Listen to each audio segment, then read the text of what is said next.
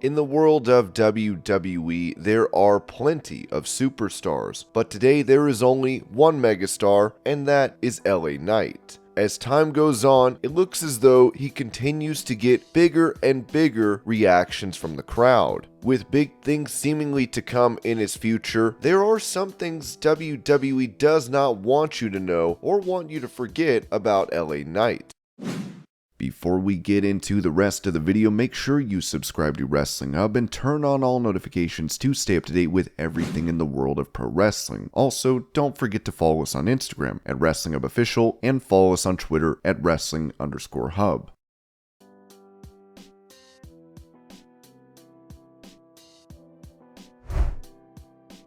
After making his professional wrestling debut in 2003, LA Knight would compete on the independent circuit and then make his way to NWA Championship Wrestling from Hollywood using his birth name Shawn Ricker. He would also be with WWE for a short stint, but really made his name in Impact Wrestling from 2015 to 2019. In Impact, as Eli Drake, he would show off his incredible charisma and his promo abilities, much like we see today in WWE. While he would eventually become a world champion for Impact Wrestling, his run left a lot to be desired creatively. LA Knight even took shots at the creative team in Impact Wrestling as a whole, which was a part of the reason that he was fired. The straw that broke the camel's back, however, was his refusal to wrestle a match against Tessa Blanchard. He was booked to face Blanchard in an intergender wrestling match at the United We Stand event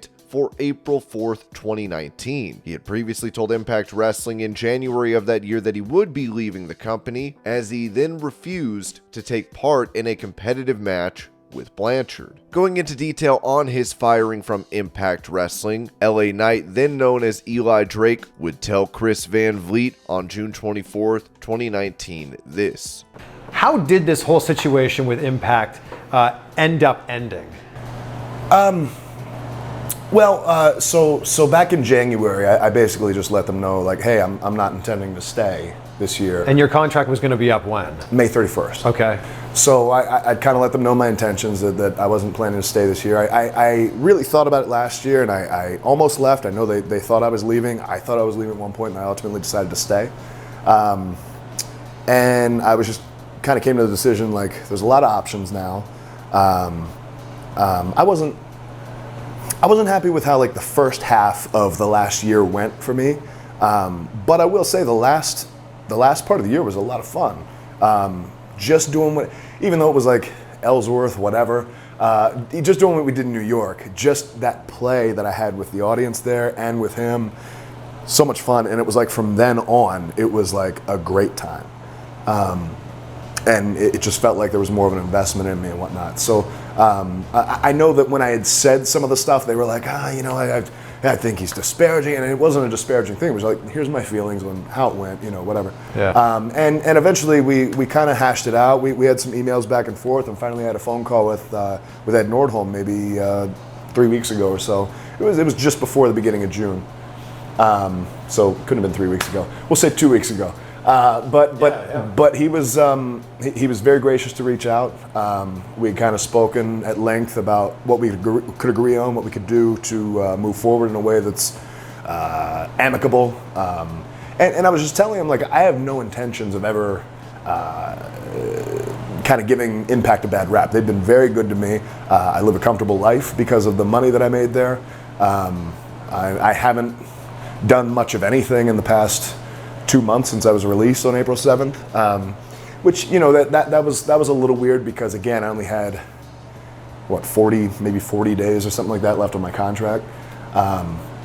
So was this intergender match really the thing that made them go, it was part of it. We don't want you around anymore? Yeah, there were basically three things that were named, three offenses, if you will. But I think a lot of it just came from misunderstandings in that nature. Because basically what ended up happening was, so they announced the match, and I had no prior knowledge of it. Nobody had said anything about it. So you're just finding out about it when they announced it? I found out about it on Twitter. And that's not terribly abnormal, I don't think. I think that that's a more special situation, though. only because I know that somebody else had already turned that match down because of his own discomfort with it. But that's neither here nor there. I understand that they have a pressure to announce events and get it out there. So I completely understand that. I completely empathize with that. When you've got 20 or 30 wrestlers and you've got 2 or 3 guys doing creative, there's obviously challenges there. At the same time, when I saw the announcement, I immediately emailed the necessary outlets and just said, "Hey guys, I'm not comfortable doing this. I will wrestle anybody else on the roster. I'm not very comfortable doing an intergender match." And I didn't hear anything after 3 or 4 hours. And I get that they can be busy, that happens. But at that point, it was like I didn't see the announcement come down. I didn't see a return email, and I was just like, the announcement just kept building and building, and I was getting so many more mentions. And I was like, I gotta just get out in front of this. And so I tried to do it as respectfully as I could, and just be like, hey, look, I've got massive amount of respect for Impact Wrestling. They've done a lot for me.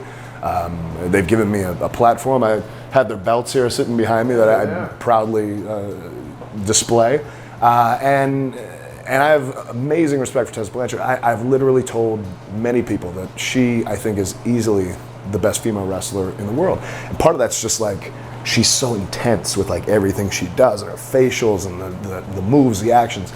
But at the same time, it was like, with all that considered, I wasn't comfortable with doing it.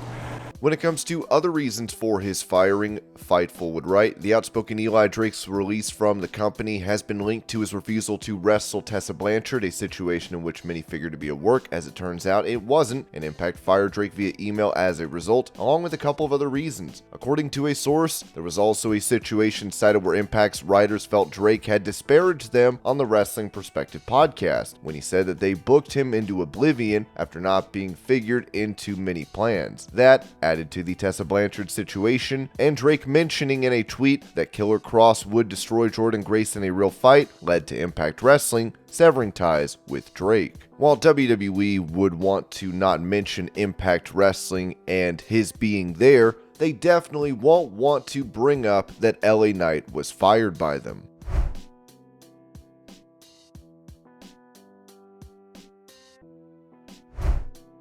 Speaking of firings, LA Knight was also let go by WWE. He made his first appearance for WWE in a dark match on May 5th of 2006, where he and Jon Moxley faced Big Show in a handicap match. He would go on to make an appearance in a dark match for ECW in 2008 and was a security guard in August of 2011 for the segment between CM Punk and Kevin Nash on Raw. In May of 2013, he would be reporting to the WWE Performance Center, training under the new ring name of Slate Randall and having dark matches on NXT. He would then have a slew of matches on NXT against the likes of Baron Corbin, Mason Ryan, and Mojo Rawley, coming up short in all of them, but by August 1st of 2014, he was released from his WWE deal. Explaining the situation regarding his release from WWE, he would tell Chris Van Vliet this on June 27th of 2023. I mean, a lot of people know, but not everybody knows that you were in WWE developmental. You were in the PC 10 years ago.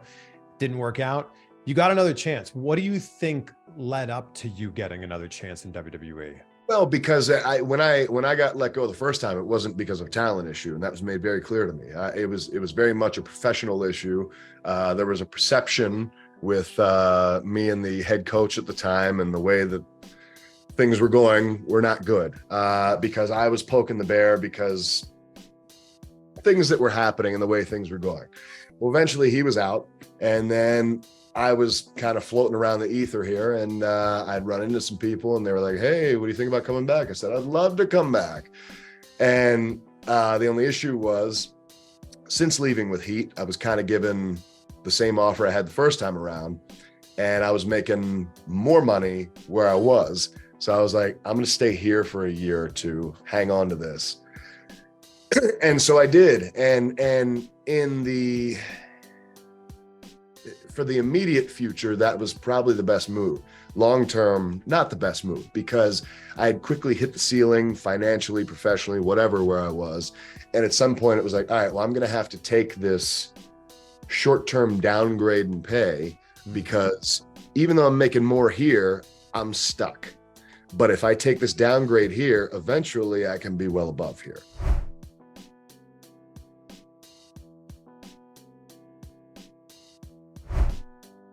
After making his return to WWE, he would find himself on NXT, where he would be introduced to fans as LA Knight. Moving on to the main roster, he would be repackaged under Vince McMahon, who was in charge of creative at the time, as Max Dupree, and was a manager for the Maximum male models. Many fans were obviously disappointed with this, knowing the talent of him as a professional wrestler. Eventually, he would go back to being LA Knight, but there was a time that he was worried he would be fired. He said this about the feeling that he was going to lose his job in WWE last year during that previously mentioned interview. Well, let me just go ahead and say this. I'm pretty sure I was fired and it just hadn't officially happened yet. Without getting into too many details, some things happened. I don't remember what it was, but some things happened. And then I'd gotten a FaceTime, hey, you know, we want to keep you around. We want to do this, that, whatever. And okay, cool, good. So somehow I had been saved from being thrown off the cliff. At least this is my interpretation of it. Maybe I'm incorrect, I don't know. So eventually, just things kind of worked out. I think that maybe some of the testament to why things are working the way they are and the people are reacting the way they are is because one of these was not me, and I don't know who it was. And one of these is very much just me. Like, I don't have to think about LA Knight. I don't really have to dig in like, what is this? Who am I? What am I doing? I just go and do, because it's just me heightened. There's no doubt that WWE is going to be hoping fans have a short-term memory and don't recall anything that has to do with Max Dupree. They especially will not want fans to think about the fact that he was nearly fired.